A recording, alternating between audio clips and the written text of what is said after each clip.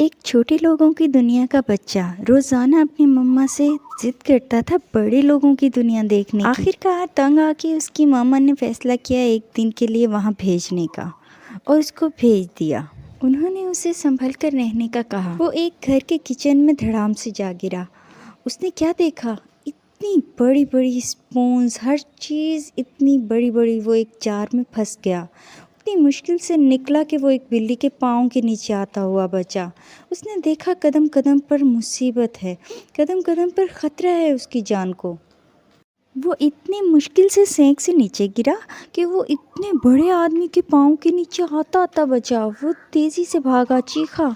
اس کو تو بہت مشکل ہو گئی اس گھر میں۔ اس کو محسوس ہوا کہ اس کو واقعی ضد نہیں کرنی چاہیے تھی، اس کی ماما کی بات ماننی چاہیے تھی اسے۔ آخرکار تھک ہار کے وہ ایک کونے میں بیٹھ کر رونے لگا۔ ماں، مجھے آپ کی بہت یاد آ رہی ہے، مجھے بلا لو۔ دوسری جانب اس کی ماں کا بہت دل گھبرا رہا تھا۔ اس نے فوراً پتہ اٹھایا اور اپنے بچے کو بلا لیا۔ اس کا بچہ اپنی ماں سے خوشی سے لپٹ گیا اور اپنی داستان سنا کے رونے لگا۔ اس کی ماں کی آنکھوں میں بھی آنسو آ گئے۔ بچے نے کہا، ماں، اب کبھی میں آپ سے دور نہیں جاؤں گا۔ اس کہانی میں ایک ڈیپ لیسن ہے، کیا آپ کمنٹ میں بتائیں گے؟ ماں نے کہا، بیٹا، ہم چھوٹے ہیں تو ہمیں اپنی چھوٹی دنیا میں ہی خوش رہنا چاہیے۔